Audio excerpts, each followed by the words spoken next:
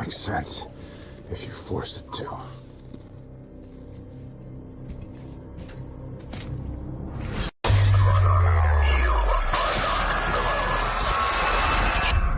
My name is General Zod. Welcome. I'm the motherfucking Batman, David John Lincoln, aka the Savage Bat, with my brilliant co-host Zod Writer, and the man himself was Chris Wozniak from Batman Gate. Welcome. How's it going, man? Thank you. It's great to have you here. Absolutely amazing. I'll just quickly see who's in the chat here. Black Wolf Inc., how you doing?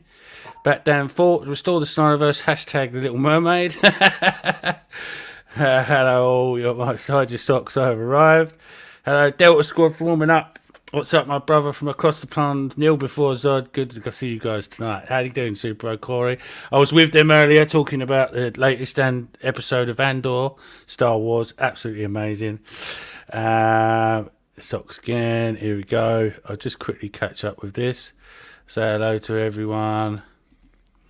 DC Talk, how you doing? There's me, just being min.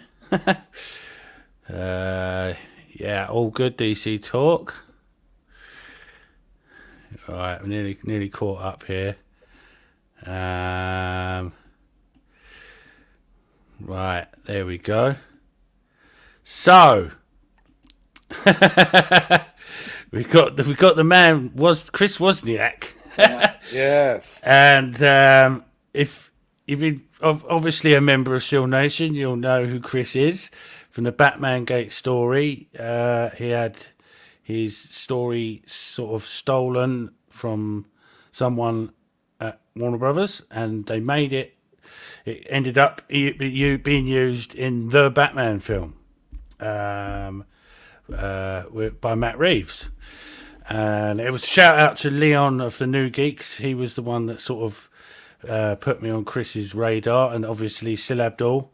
You've been on there a couple of times, and it's been amazing seeing you on there. But yeah, just a quick recap, like of where it started and when you noticed and stuff about. I'm not sure because there's certain things you can't talk about, obviously. Yeah. But when was it? When you saw the movie, you realised? Yeah. I mean, I had not seen the movie. I actually missed it in the theater, and I caught it on HBO. And you know, the reason I saw it even because it's the new Batman movie. I knew I was going to watch it, but it wasn't really on my radar yet. I didn't think Pattinson was going to be any good. And a DC comic artist buddy of mine, Chris Batista, that I've done a lot of work with in the past. So we were on the phone, and he was like, no, it's really not bad, blah blah. And but he said something that really piqued my interest. He said he thought that it was the most Neil Adams-like portrayal of Batman so far, and that really made me interested. And I was like, it's on HBO. I'll watch it tonight. And by the time we get to the movie, I'm fucking texting him, cursing, and I bet I would be fucking pissed. No idea. No, to imagine that, daylight robbery. Yeah. I mean, when they take elements of what you came up with, Woz, because I saw your video where you broke it all down and you were able to show what your contributions were and then what kind of stuff that they came up with. I found it amazing how just side by side, when you look at it, it's clearly clearly your story. And I don't understand, and this is why I don't understand all the pushback. I mean, companies deal with this kind of stuff all the time. Yeah. If they know that it's your story, why try to bury it? Why not give you your credit for the fact that you wrote the story? Give you a writing credit or something. It's not a big deal. I mean, they did exactly. Even in the first video, I anticipated all of this. I said this is what they're going to do, and they've done exactly all of that. As expected. They're reading through their little lawyer playbook and dealing with it like we all knew they would. They went dark. Not a word from Uslan ever. No denial. Not a word from Reeves that he was given a story to work from. Nothing. And so they're still on that tip, and they're, and there's some things I can't talk about yet because we just had some exchanges this week. Mm-hmm. But let's just say, from my perspective, they're not interested in doing the right thing. So, we'll see. Well, that's a shame because do you think it's just greed? I mean, ultimately, do you think it's just like the corporation itself just being at a point where they're like, well, we're this corporation. We don't want to spend money where we don't have to, so we'll fight it. Whatever. I'm of a mind that if that's what you want to do, then that's what you want to do. If that's how you want to play it, that's your business. I think a lot of people don't realize that I don't give two flying fucks if I win or lose. I'm just the message is out there. Right. It's a beautiful thing. It's a beautiful thing. For me, I'm gonna make sure everybody fucking knows it. Yeah, that's what we're here. That's it. That's it. You're in the right place here, was because at first I was like, listen, heard the story. Then I listened to your thing with Leon and New Geeks and a little bit on Seal's channel. Yeah. And obviously I had to make my own mind up. And I read a lot of your stuff, explanations and stuff. And I looked at a couple of other channels that you'd been on. And I thought to myself, do you know what? They've actually fucking stolen his story. Yeah. This is not, because some people were saying, Wozniak's a fraud or whatever. That could have been any story, but it's not. There's certain key elements to the story that they definitely fucking stole it. Yeah. So, Get to those rewrites and the fact that they were shopping the Riddler serial killer story fucking in 2008, right after. There's a lot. You did it better than they did, though. Yeah. Your ideas for the Riddler, all the stuff you've talked about. Was that was supposed to be the Dark Knight Rises, wasn't it? Fantastic. They tried to push it on Nolan, and Nolan had done he had just done the Joker, and it was done well, and so he didn't want to do another cerebral villain. He wanted someone for Batman to fight, and so. Even though there are articles that Warner Bros. Is pushing a Riddler serial killer story, with Catwoman and Penguin, clearly the same fucking thing that they made, that he wouldn't bite on it because he wanted a physical villain, and so that's all I'm going to say about it for now. But this notion that Matt Reeves wrote this story from scratch is just bullshit. No, definitely. And I feel like it wasn't even Matt Reeves' vision for this story. It feels like he has a vision, but that vision didn't really translate in the movie. I kind of feel like, and the movie really does look like a patchwork of a lot of different ideas and things. And you're right. There's a lot of internal Warner Brothers back and forth because when Affleck was attached to it and everything. And, so I don't know, what happened there. Yeah. I don't know anything, honestly, because, I don't get involved in, social media arguments about, so I just okay, here's a superhero movie. I know I'm going to fucking watch a superhero movie. Yeah. So I don't even look at the trailers. I know I'm going to buy the Blu-ray or see it in the theater, especially if it's a major character like Batman. So, I'm not in the big, I don't like to see the behind the scenes shit or the trailers, if I can help it. I just okay, here's the new Superman movie. I know I'm going to see it. Don't tell me anything else. And when it comes out, I'll see it cold. That's what I like. Yeah. Well, there was a good example of that was my favourite Zack Snyder movie, Batman vs. Superman. They fucking showed half the fucking movie in the trailers. Yeah. When I actually got round to seeing the movie, I'd seen most of the best bits of it. I find that problematic. That's the new way of advertising things, and I just think they're giving away too much, and there's no, and I don't know. I guess it works, or they wouldn't do it. But, market with basically it's like market with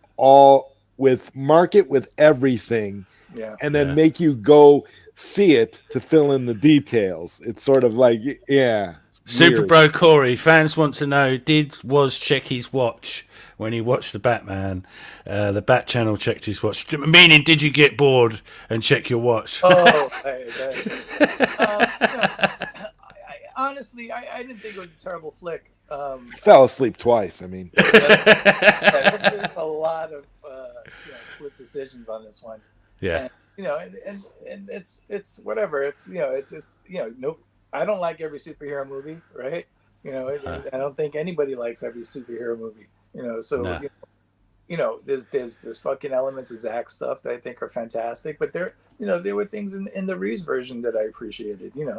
Not that they lifted my fucking plot, but it's one of those things where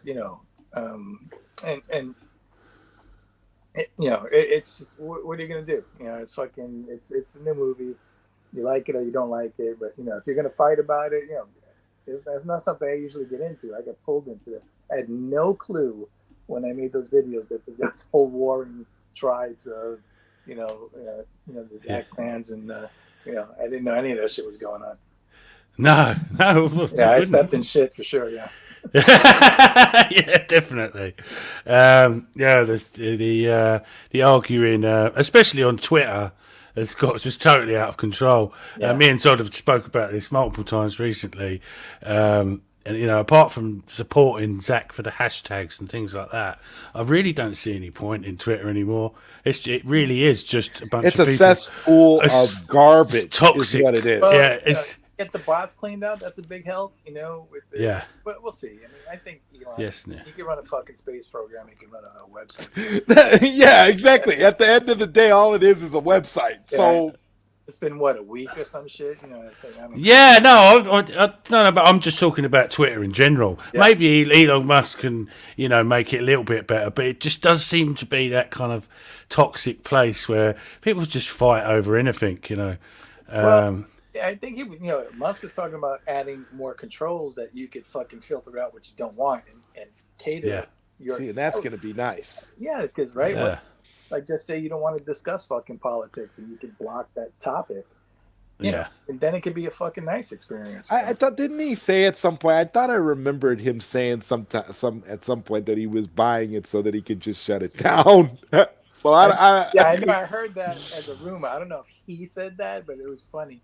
But listen, my personal opinion is that he bought it for the right reasons. He thought that it should be an open format where people can express themselves without being censored, and I'm all for that. And I don't understand, because I have creative friends that are all against this, and I just have never understood that I was raised in New York City, and growing up as a creative person, freedom of speech is fucking everything. If you can't express yourself, how can you possibly be a creative person if you're not allowed to say, what you feel or express your ideas and all of that? And when I have creative friends, other guys that, do creative work, and they basically support censorship because they don't like the ideas being expressed.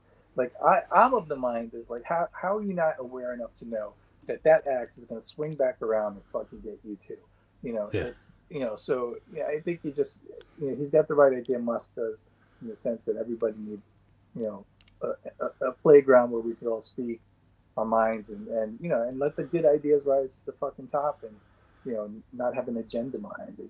Just let it be natural. Yeah, I'm all for that. I just think it's worrying, like the kind of sort of unpopular politics side of it, like I don't know, say Trump, for instance, or even say the Taliban got a Twitter account. Yeah. Do you know that kind of thing? Like, it's just where does this freedom of speech thing end? Like, where's do you know what I mean? It's like saying, like, and I guess if you're gonna fucking land on the side of what's okay and what isn't, he's basically saying that the laws of the country are what is and isn't allowed. If you're allowed to say it, and like here, theoretically in America, you're allowed to say you dislike people of any kind, and and it's supposed to be okay because that's your opinion. And I mean, if we're going to stop people from just saying how they feel, again, it's if you allow everybody to speak, things will level out. It's one of those things where if it's a good idea, most people will get on board. If it's a shit idea, people will ignore it. Yeah, that's right. Usually, Yeah, yeah, most Probably. But I agree. There shouldn't be any thumb on the scale one way or the other.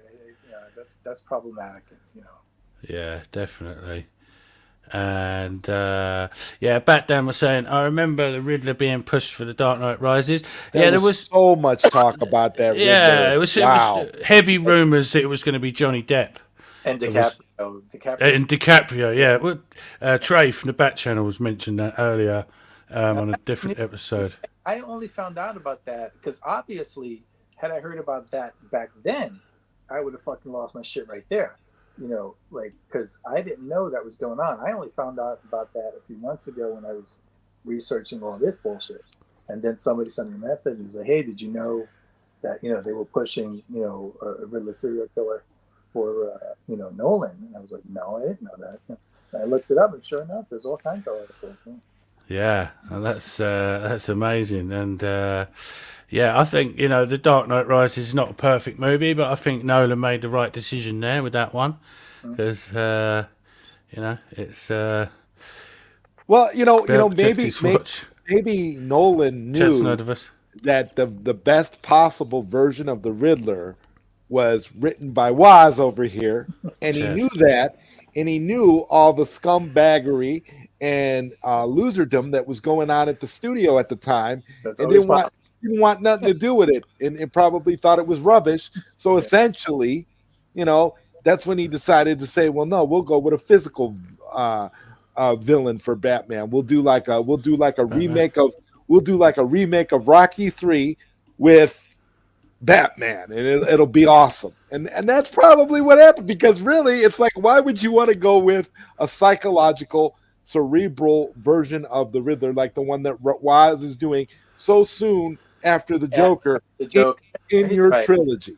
So it was a good call. It's weird though, because it depends on the age group. Like, I'm older than you guys, so when you think traditional Batman villains, and I'm buddies with fucking Graham Nolan and Chuck Dixon. Love those dudes. They're fucking good guys, and they work hard. Fucking good, great comic creators.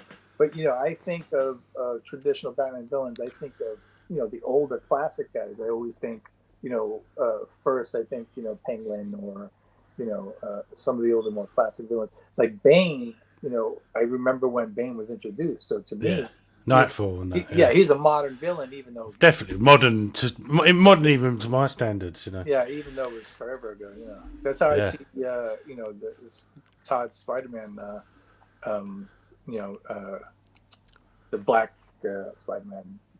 Todd McFarlane's fucking Spider-Man villain. It's Venom. Yeah. That's how I see Venom. I don't see him as a classic villain. That's kind of where I draw the line, and those are I think of those as modern villains. Yeah, no, I totally get you. Azrael and all that. That was kind of a lot later. I was obviously young then, but like the roster from the Adam West villains. Yeah, was the kind of they added some shit in the TV show. Yeah, is it Dr. Eggman? That was he was never a character, was he? No, it was But I gotta say, in as far as the modern villains goes, I think because you can do something that's so good, and even though it's brand new, it just seems like it's always been right. It's always been there, even though it hasn't. And with the modern Batman villains, I think Court of Owls for me is that modern classic where that's something that clicked right away and it's stuck, and that was like, this is a major Batman problem. I really liked how was it Snyder was writing those and Capullo was drawing them. I loved how they worked that out, and I thought that was really a good storyline for. Yeah, and it's been done so many times. Yeah. The animated stuff of the Court of Owls was really good as well. And Court of Owls was teased in the Batman as well. Actually, that's what they should have went with Batman, and they could have avoided this whole situation with our guy Woz over here. I mean, just go with the Court of Owls. What are you doing? Well, there were so many clues in the Batman for Court of Owls. Anyway, it's pretty much obvious. That movie was a disjointed mess, because if you think about it, they could have. It's like they were leading us down that path. There's that scene in the movie where Bruce, discovers things about his parents and stuff. And you kind of get the idea that, yeah, they're going to go down the Court of Owls rabbit hole, but then they don't. They just turn Riddler into a sideshow YouTuber and think that that's cool. And, Riddler telling everybody to like, share, and subscribe. I mean, listen, it's and hit that notification bell. Yeah, I don't get it. They give him this trash bag suit, and they make it seem like they're doing something edgy or cool with the character, and then they're stealing all of Woz's psychological bits for the character and trying to dump it into their garbage YouTuber ripoff. I think Warner Brothers should be appalled that this movie even got released. I don't know how they greenlit this. My mind gets boggled every time I think about it. And it's a great concept, obviously, but I thought it was poorly executed, and absolutely, the costume was really weak, especially the Batman costume. But see, I love how Woz, when you go into detail about what you would have done with the Riddler, and you talk about it, and you talk about how the little stuff that they took, it shows a difference, a level in quality writing and understanding of characters' motivations and the psychological elements. Yeah, and it's like Matt Reeves just threw everything in there just to see what sticks and not really committing to anything. So I don't I own a few Matt Reeves movies. I mean, I got the ape stuff, but I'm not I haven't looked at, deep enough to know which ones did he actually write, the apes movies, or was there a screenwriter connected to? Like, I never noticed. I bought them and watched them. So I don't know of anything that for sure that he's written, other than Batman, because I had the problem with it. Is probably the only reason I even noticed it. But generally speaking, I want to know who the director is, and I'll go, okay, well, he's got a vision or he doesn't. But I don't always pay attention to the screenwriter, so I don't know how many other films I've seen of his. Yeah. He was script writer. He should have called the movie. He should have just called the movie "Sympathy for Mr. Vengeance." Yeah. Well, now he's supposedly doing Freeze, Mr. Freeze. Is that for the next movie? Well, that's the rumor. He's gonna rip off Batman the Animated Series. That's what he's gonna do. He's gonna take Heart of Glass, and he's gonna I thought on that. It was like, who's gonna do a better story than Heart of Glass? It's that's the quintessential Mr. Freeze story. But also, I just saw in DC comic with Mr. Freeze where they're kind of moving away from that. Mr. Freeze is now instead of doing everything for his wife, he's kind of glad that bitch is on ice. Kind of one of those things. Like he's like, oh, she was out cheating on, instead of having essentially ruining the character, the undying love that was in Heart of Glass, which was so effective and spectacular. Before that, he was the I can't remember the name of it now, but he was a serial killer that froze women and kept them as trophies. As he talked to them as if they was his dead wife. It's just that was a different one as well. Heart of Glass was so effective. It's really, really difficult to imagine someone. And anything's possible. If you're a good enough writer, right? You can do anything. But it's going to be hard to top that, and would be weird if they just adapted that. Well, not only that, I think that Mr. Freeze from the animated series is the best version. To be honest with you, for sure. But I don't think that would fit very well into that grounded reality world. Yeah, that does get weird. The suit and things like that. Can you really top that?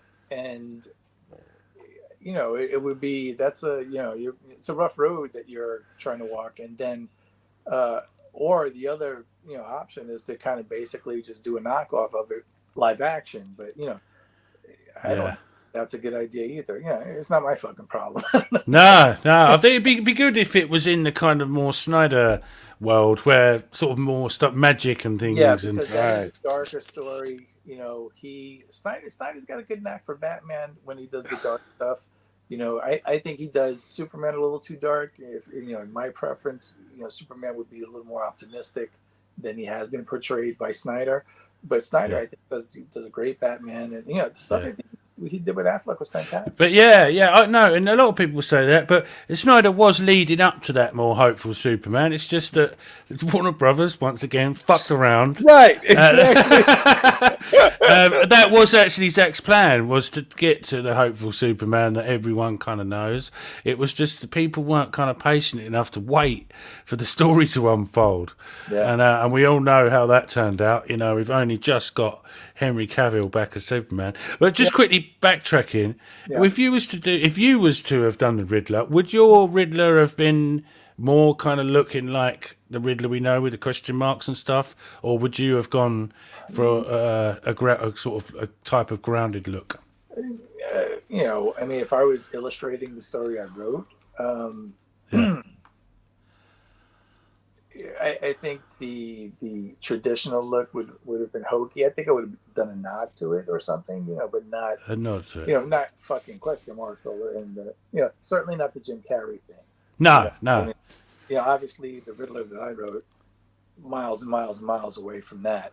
You know, it was just a fully reimagined version. But you know, obviously I think something new, a new look would have been, but also I do like, at least a little tip of the hat to where it came from, even if where it came from was silly.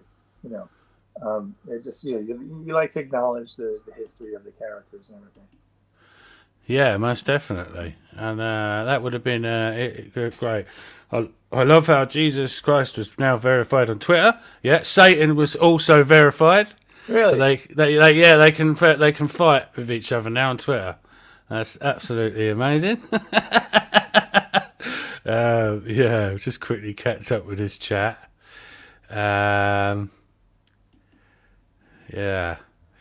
So, as far as things go with the Batman Gate thing, obviously that's ongoing, and we wish you all the best with that against, a huge corporation. And I've done my research into your whole thing. I didn't just go, oh, wow, I believe this guy. I had to listen to what was going on and stuff. Right. And if you listen to him, you know that he's sincere. This is not bullshit, people.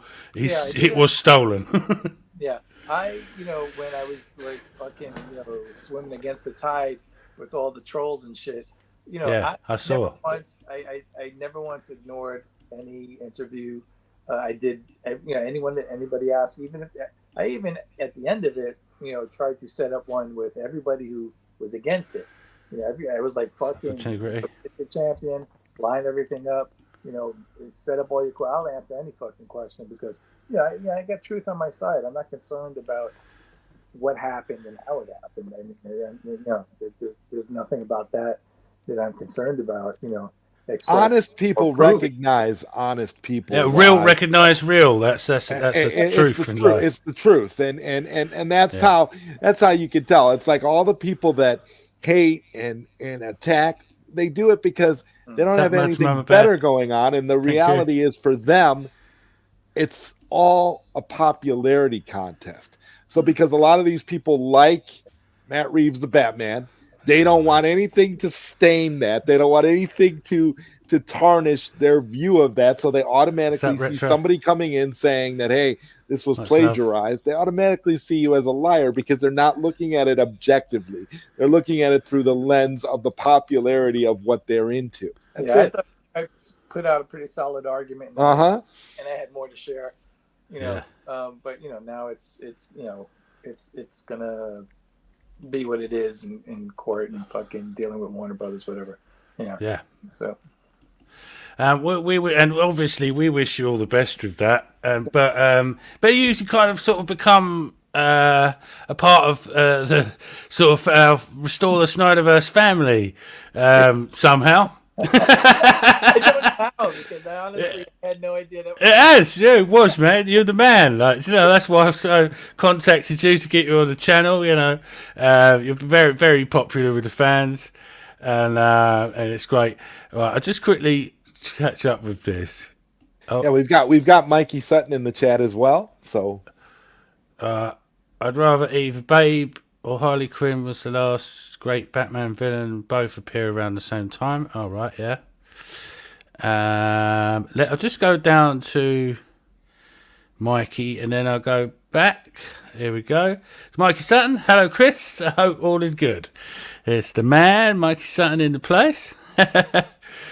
Right, let's go back up. Retro No Girl in the place. Pickle Rick is not my Riddler. Yeah, it was a mixture between Hush and Pickle Rick. Hush and Pickle Rick. Pickle Man, yeah, Pickle Rick. I've got the Pickle Rick action figure. Yeah. Nice. Yeah. Let's go a bit further down here. Sorry, I've gone a bit off scale here. Right, that's just people saying hello. Anthony, how you doing, mate? You all right?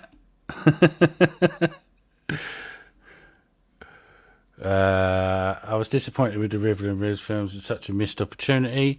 Yeah, maybe it will be. I've not really. I don't know, but maybe it'll be a false start. And the second one, he'll get a nice, more Batman-looking suit, and they'll up their game with it. You don't know. You know that sometimes these sort of trilogies happen like that. But we just don't know.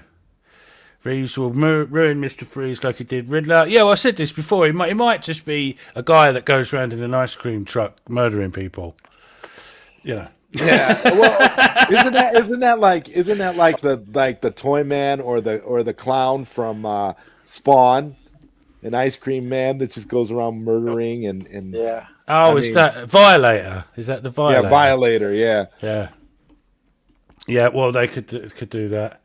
Heart of Ice wouldn't fit in the Reeves verse because Heart of Ice was good. They're not gonna do Heart of Ice. The story they're gonna do is gonna. It won't work. It won't work. And there was a lot. There was talk a while back that Todd McFarlane or his team was interested in doing like a Mr. Freeze one-off spin-off, and it was going to be based on Heart of Ice.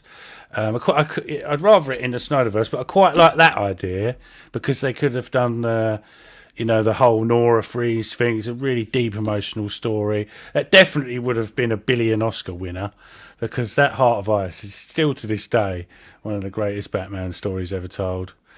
Yeah, Mikey, I'm dreading Mr. Freeze. Yeah, it's going to be ridiculous. What the hell? I just don't see how it's going to happen, really. It just doesn't belong in that grounded world. And to be honest with you, it's the Reeves verse so far is not only a rip-off of it's a rip-off of the Nolan trilogy. I just really don't understand what the angle they went with doing the same again. It was a total mistake. Yeah, they really screwed up the Court of Owls story, yeah. But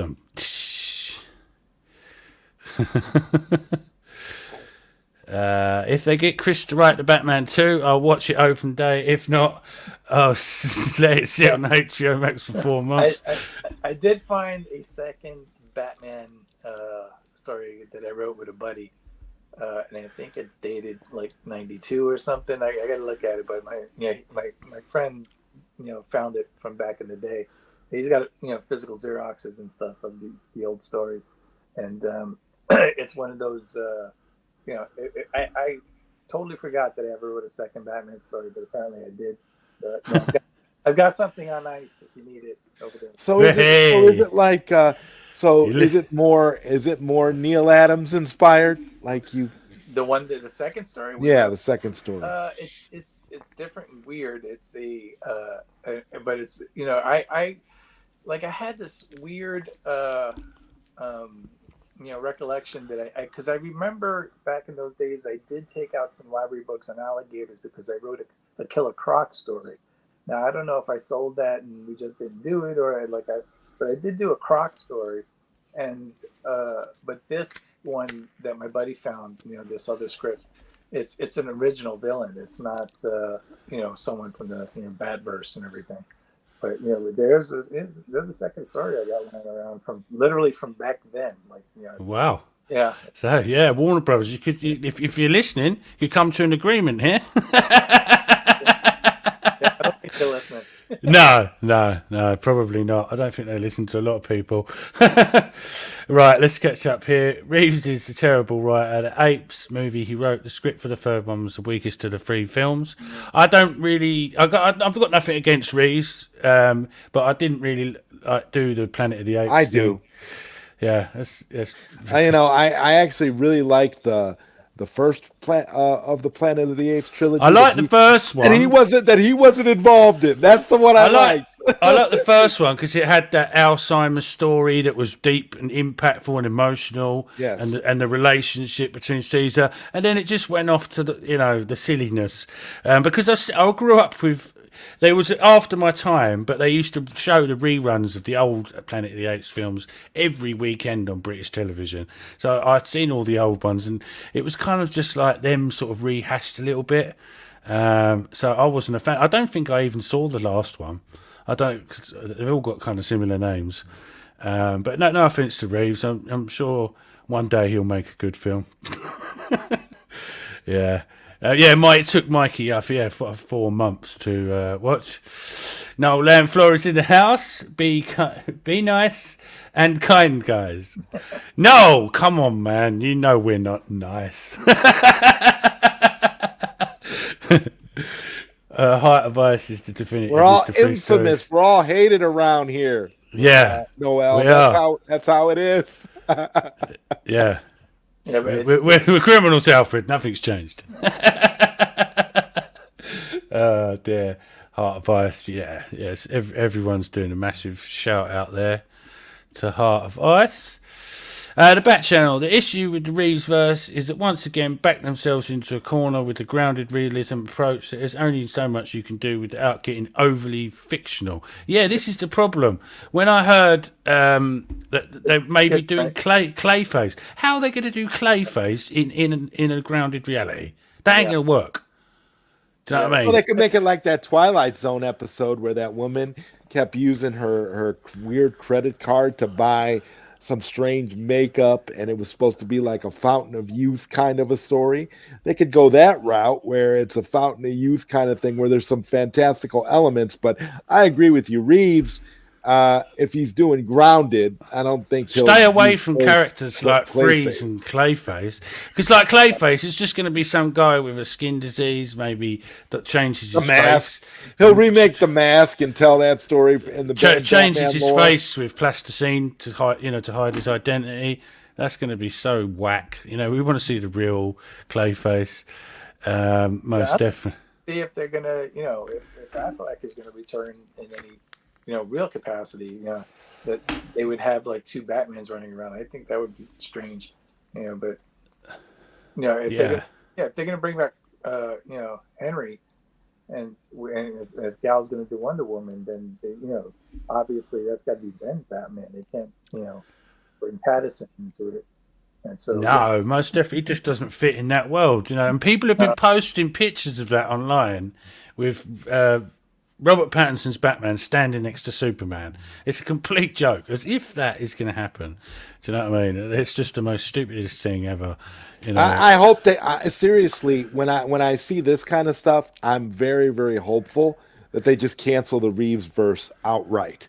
I could see Zaslav doing that if he wants to commit to one Batman moving forward. Yeah. That would be the greatest thing ever. And I think if it does come down to that, because he did make the comment about there not being 4 Batmans, I'll tell you, if it does come down to that, he's gonna pick Affleck over Pattinson. 100%. That's just the reality. Because you have the Trinity, they're already set up, and I think you need that to, you need the Trinity to make a cohesive DC universe. I mean, you gotta. If you don't have Batman, Superman, and Wonder Woman, what are you building on? Yeah. Right. Well, and that's how he knew. That's why he wasn't falling for this Batgirl, Wonder Woman, and Supergirl Trinity that they wanted to do, because that's not the DC Trinity. You can make that as like an alternate universe or a multiverse Trinity, but that's not the real Trinity. That wasn't going to work. Oh, Mikey Sutton's just let in. Heart of Ice is one of my influence for the Savage Bat origin. My character is I don't know if you know about this, Chris. A character in Mikey's Dreamwalker comic is based on me and Zod. Funny enough, yeah, I didn't know that. I'm looking forward to seeing more of that.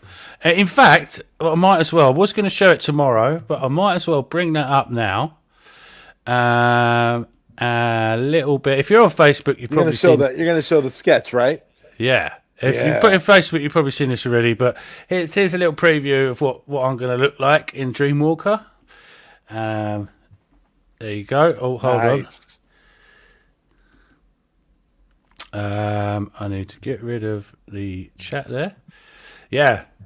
And that is from the amazing Nolan Flores. He's an incredible artist. And there's more to come, obviously. There's more characters of ours there. But obviously, I flipped my lid when I saw that artwork. It's me! But yeah, really looking forward to that, seeing more of that. Here we go. Hold on.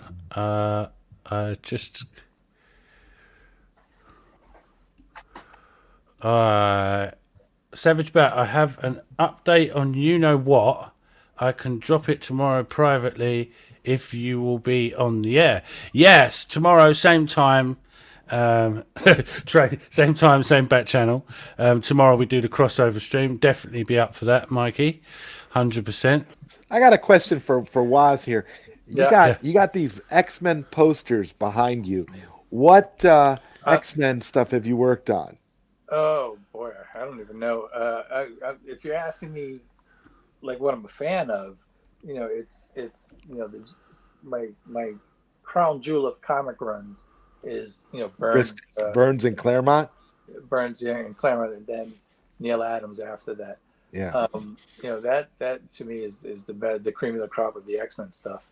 But like the Burns X-Men, you can't say I'm in my attic studio. I would say my two favorite runs of all time are Jerry Conway's Spider-Man run with the original Death of Gwen Stacy. Yes. I was a huge wonderful storyline fan and huge Gil Kane and John Romita fan, and so that that early mid '70s Spider-Man run for me is I go back and forth between which I like better, Burns X-Men or Jerry Conway and Ross Andrews Spider-Man. Yeah, I really liked the. I can't remember the date it happened. Obviously, it was before my time, but that when they started introducing Wolverine and the more modern X-Men, that was my that were my favourite runs, and even the Wolverine comic, the solo Wolverine comic, that was much later. That was so violent and amazing. Really loved that. But that brings us back to your career. Where did it all start for you? Like, when was it, like coming out of college or whatever? I'm from the projects. I was super broke kid, and I went into comics because basically when you're that broke, a pencil is all you can afford. So it's like, oh, you can make something with this, and so that's where that came from. And I couldn't afford college or anything. And when I was in high school, I was working almost full time. I was working about 35 hours plus a week, and so I was showing up to school in the morning 10:30, and it was just rough in 11th grade trying to fucking sort that out. So so I dropped out of school and just started drawing and trying to make things like that. Yeah, so what, you just sort of thought, right, I'm going to try and make my own comic, and then it was it started. I started working. I made myself a pass to DC. Trying to get some work there, and I started as an inker. I wasn't expecting to pencil. I kind of fell into that. Initially I was getting a little work as an inker, and I had done some pencil samples, and I brought them in.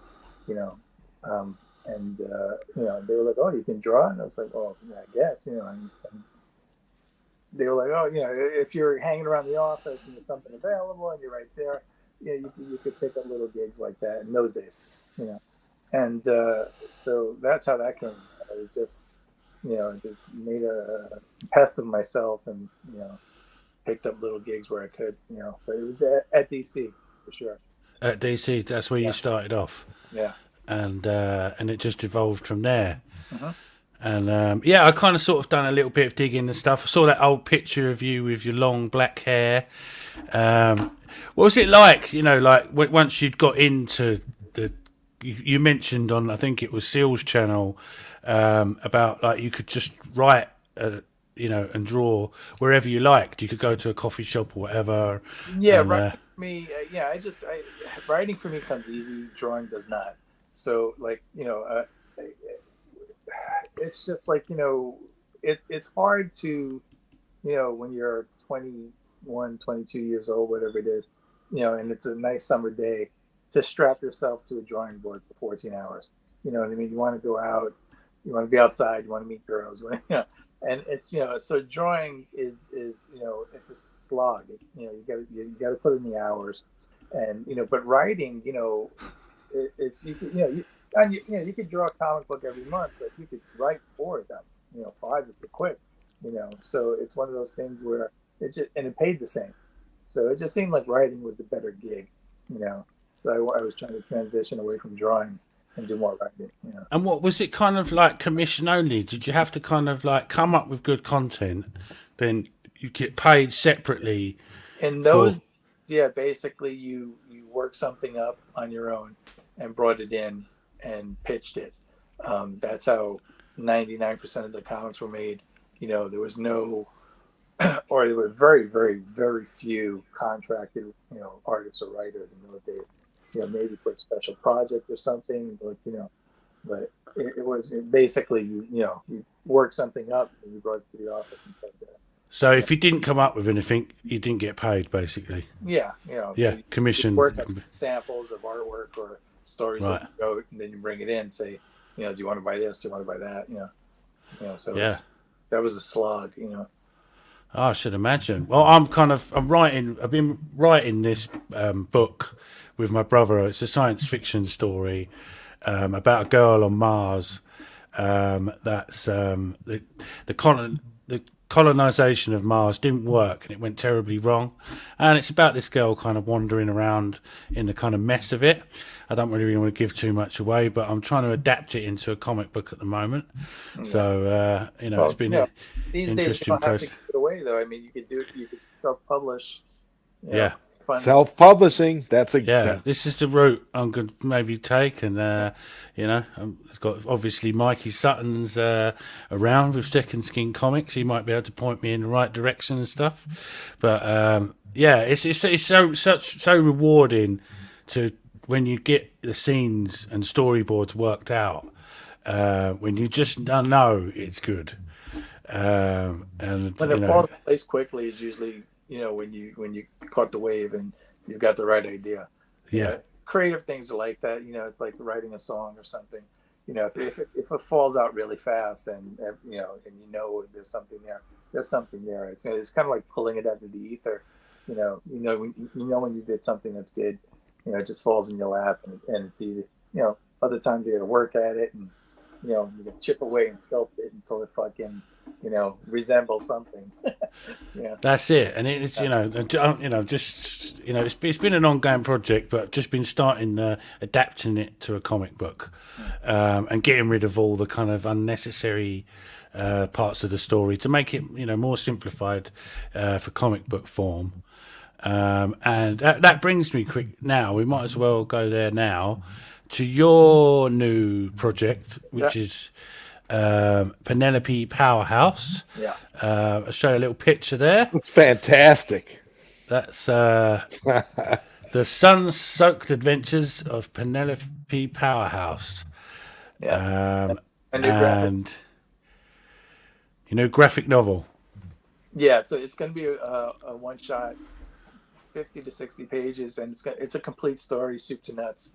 So there's the ending is got a little bit of an opening to it where obviously we could do more, but it's a complete story. You know, if you read this one book, you get a complete project. It's an original graphic novel.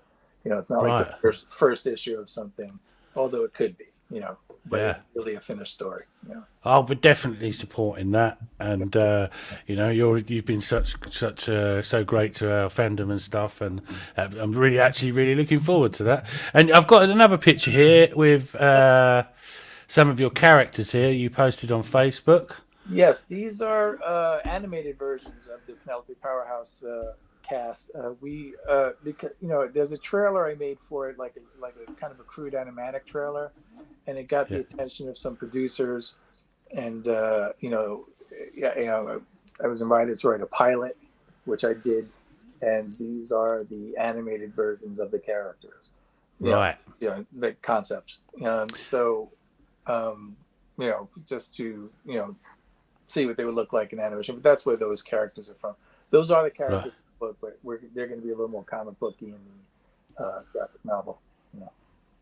Right. Well, and you said that Penelope Powerhouse, she's not. Obviously, we don't want to give too much away, but is not kind of a good good guy. No, she's a bitch. Yeah. Right. Yeah. She's basically, she's the villain technically, even though everybody knows who she is. She's super popular. Everyone loves her and everything, but no one knows what she's really like, except for the hero, the true hero, which is this normal high school girl from Nebraska. Her name is Morgan Despair, and she went on vacation with her family to Egypt. A little goth girl, and she got sunburned, and she just swore up and down that she would never go out in the sun again. But she says it in front of Ra, the sun god, who curses her on the spot, to suffer from a sunny disposition. And that the way that works is Penelope Powerhouse takes over her body every time the sun comes up and just fucks with her relentlessly and just ruins her life. And so she's got to figure out. Morgan Despair's got to figure out how to get out of this situation. Right, like a sort of like schizophrenia type thing going on there. Two different personalities. That sounds pretty cool. They kind of sort of touched a little bit that on Moon Knight. I've not read many of the comics, but I quite enjoyed the TV show. Not like Moon Knight, but Moon Knight was psychotic in the old versions of the Bill Savage run. Yeah. But yeah, that's great, and whatever happens with the Batman stuff, wish you all the best with the Penelope Powerhouse stuff, and it's going to be great. I'll just catch up with the chat a little bit here. Right, Reeves would have to do the Golden Age Clayface, where he's just a guy in makeup. Yeah. If Clay pulls out Play-Doh, I'm walking out.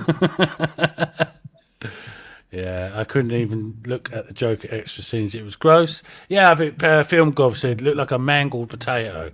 That was terrible. So it's plausible he stole ideas for the Batman movie. It's not plausible. He did. It's a fact. Yeah. Zod going for the juggler. Pattinson looks even more ridiculous next to Cavill. Yeah, that ain't going to happen. Yeah, they can't make that work, though. They can't make that work. It just ain't going to work. Pattinson doesn't want to work out. He doesn't want to get buff. He doesn't want to look like Batman. He wants to look like the skinny pretty boy that all the preteen girls are going to be excited about. That's what he likes to do. That's his look. That's his thing. That's his audience, the Twilight people. Totally miscast as Batman. Yeah, most definitely. And we said this. It should have been Terry McGinnis, if anyone, in Batman. Pretty much. It was a bad choice there with the casting. Robert Pattinson's an incredible actor, but he's just not right for that role, in my opinion. Let's just catch up a little bit. Look at that beautiful art from Nolan Flores. He drew the Savage Bat. This is from the great mind of Mikey Sutton. That's right. Well, we've got some pretty great minds in the comic world here today. It's kind of the theme of the episode. my issue with Matt Reeves' Batman, if you can't have horror-inspired, scary bat film with no kill rule Batman, it doesn't work, in my opinion. A Batman that walks isn't scary if handcuffs is all you're getting. Yeah, I kind of understand that. You know, the only way I was hoping was for them to do maybe the Arkham Asylum style Batman that was really, really dark. No, by the way, for the younger versions, not the computer game, the book, right? That could have worked if they just made it really, really, really dark. But they didn't do that either, so there was a bit of a mistake with that. Keaton Affleck killed in their films. That version of the character has more intimidating presence, so you can learn into the horror aspects. With Bale and Pattinson version, it just doesn't work in my opinion. Yeah, well, I saw a comment today about Affleck's Batman killing on Facebook that made me laugh, and people still haven't got that Snyder was building up to. This is the old Batman that's worn out. Has lost Robin, has started breaking his no killing rule. It was leading up to him changing back to the old Batman that kills less, because Batman does, kill, by accident and on purpose in the comics, a lot. Way back in the Keaton version, I guess it's the second movie, Keaton in the Batmobile just fucking set somebody on fire. Yeah, it killed them and attached that bomb to the fairground guy. Yeah, the circus guy, and blatantly killed him. It's dynamite, Yeah. There was nothing new there. The old Batman doesn't kill thing is a no-go show with that, because it was Snyder's intention for it to lead up to Batman turning good, as we saw in Zack Snyder's Justice League, and that's obviously, with fingers crossed, going to get more of that. Here we go. I saw the trailer for Penelope Powerhouse. It's hilarious. It looks so good. Thank you. Yeah, that's cool. Oh dear. Yeah, bad girl Penelope. Penelope is giving me Omnivan vibes. She's going to start killing loads of people or something. Yeah. Oh, yeah. Hey, TJ, how you doing, mate? Sorry, I didn't give you a shout out there. Let's go. We're going to have to catch up. Yeah, yes, get them likes up, fam. Quickly go out of the chat and press and hit that like button. So yeah, moving on to back to your stuff with comics. Was after you sort of got in the door, if you like. Uh-huh. What did you work all the way through the 90s for both Marvel and DC? No, because by the time we get into the 90s and the Image thing happened, I was doing some work in Image, doing some writing for Valentino. There was I wrote a series for Dark Horse that was before the crash, and we didn't get to draw. And Malibu, and I was writing a series at Malibu that Tex was supposed to draw, but then I just realized I was going to do two projects with Tex. I was also going to do a project with Tex at Image that was called Pulse. This was before the DC Pulse, and I think it was advertised, or at least like teased, in the first Shadowhawk graphic novel. And that's, we were going to do that book, but Jim Lee hired Tex away to do, he offered him a lot of money to do Union. Remember Union that Tex did? So, he ran off and did that, and we never got back around to doing it. But, by the time 90s rolls around, I was, going, beyond Marvel and DC and hitting Dark Horse and, Image and, other places. Yeah, I think a lot of people in those days were trying to move away from Marvel and DC, because at Marvel and DC, you don't ever get to own anything, and obviously guys that were owning their own books, like at Image and everything, were doing quite a bit better than people that were getting like $2,000 to draw a book at Marvel, you know, or whatever it was. And so there was a lot of push. Guys wanted to branch out and do their own thing, which is weird because now we're seeing that with the crowdfunding, that a reality now. That guys can go out and do their own book, and if you can raise the money, you don't need a publisher even. So it's kind of Yeah. cool. That's absolutely amazing. I'm just reading the omnibuses of the Dark Horse and others of the Alien stories Yeah, from '88 to '92. Just really, really mega enjoying that. a lot of good work. Yeah, Yeah, it's absolutely amazing. Such a pleasure to read. And these omnibus, it's owned by Marvel now. Funny enough, because of the deal where they bought them out. But there's definitely a clear difference back then with the kind of storytelling and things like that. That was a lot better. Well, no Man's Land, for instance, the Batman story. yeah, that's Chuck. Is that Chuck Dixon? I think that's Chuck Dixon. I think. Yeah, But like that was just such an incredible story, and I think not far after that, I think the DC stuff kind of started going downhill. well, yeah, they're having some sales issues with trying to get books. I forgot what the stat was, but it was something ridiculous. Like they only had 20 books in the top 100 or something like that. That was abysmal. You think comic books and you think Marvel and DC, should rule the roost and everyone should follow.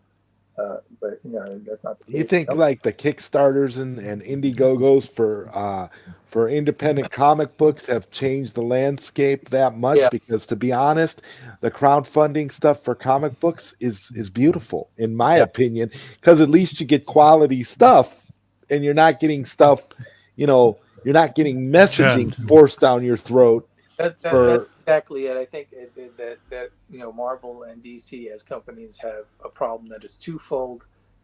One is that no creator is going to really create anything for Marvel and DC anymore. That's true. And so because you don't own it, so why the fuck should I give you my ideas? You're not going to cut me in at all. And so why would you create anything for them when you don't get an extra penny?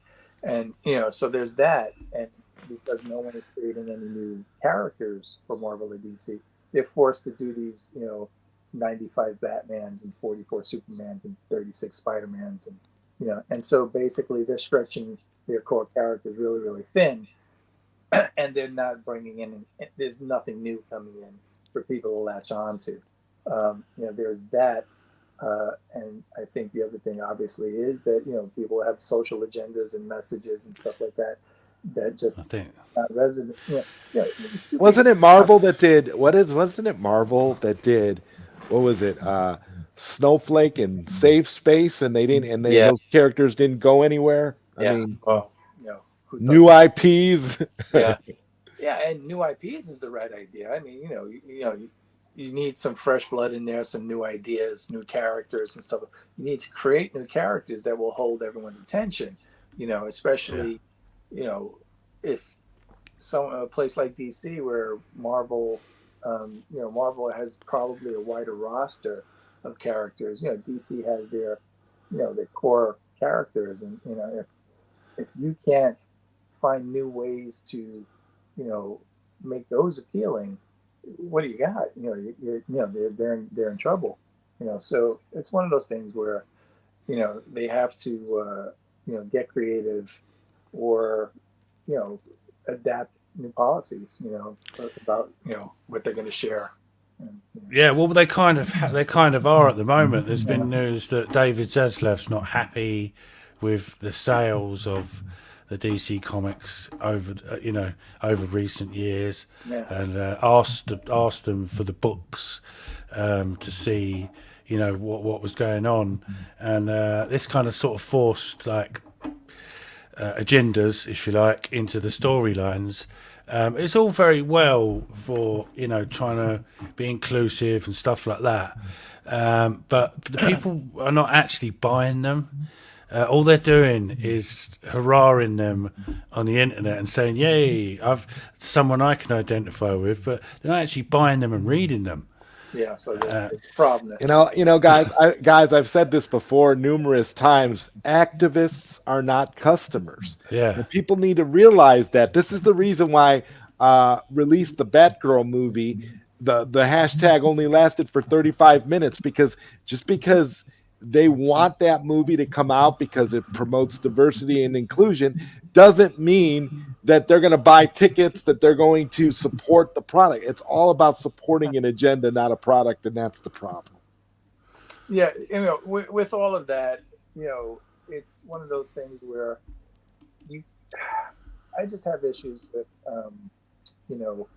versions of characters that, we can't rely on to entertain us through a new experience. You got to find new ways to reinterpret these guys, especially if you're not bringing in new characters to stimulate the world.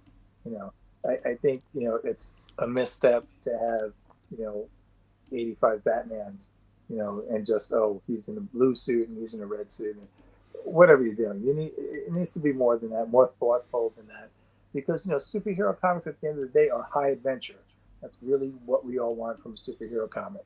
It's not a social lesson. It's not a political point of view. We want to be entertained, and superheroes do that high adventure thing really, really well. Now you could sneak a message in there if you want. Stan did. Don't do drugs. Don't be a racist. Or support old people crossing the street or some shit. But but it wasn't forced. It wasn't the point of it. It was it was just a byproduct of the good story. Definitely, and that's where it's definitely got lost with it. Yeah, and now we have the agenda first, and story. We'll put a little bit of story on the outside. Yeah, Batman says story has to come first, and it does. And absolutely. And I think that about Snyder's movies. In comparison to the other modern DC movies, it was the same with them. They was more interested in sending a message than actually telling a good story, and which is such a shame. I created a character called Inevitable Man. He's brilliant, good looking at the guy, slaughters the bullshit narratives about the Snyderverse online. That's funny. Right, we're going to have to wrap this up, guys. Sil and Mikey have got a member stream coming up soon, and it's already started. So it's already started. So we'll wrap this up. So everyone, get over, check out the member stream if you're a member of Sil Nation. And it's been lovely chatting to you about your experiences, and I appreciate it. Really, really wish you all the best with this Batman thing. And Penelope Powerhouse. I'll go back and edit the links to that and stuff into the description if you're watching on the replay, people. So please check out Woz's Penelope Powerhouse. Hey, Woz, I'll be reaching out to you to get you on my late night Q&A. Okay. All right. Yeah, and I do it up too late. Yeah. I do a kind of a Sunday stream as well, and if I get a kind of sort of special panel together, maybe get you back on for the panel if you'd be interested in that. Yeah, are you scooping over to Sil now, or? Well, they've got a members stream, so I kind of try not to cross over too much. I get you. Yeah, but it's normally about the sort of length of the episodes we do with Zod on a Saturday. But yeah, if that's something you're cool with, absolutely, get you back onto the Sunday stream, and obviously Q&A with Zod Writer. Thank you so much for coming today. Thank you to everyone in the chat. Sorry I haven't kept up with all your comments because this has been just amazing and enlightening. Learning about this stuff from Woz. It's been absolutely amazing. So thank you, Zod Writer. Thank you, Chris Wozniak. Woz is the man.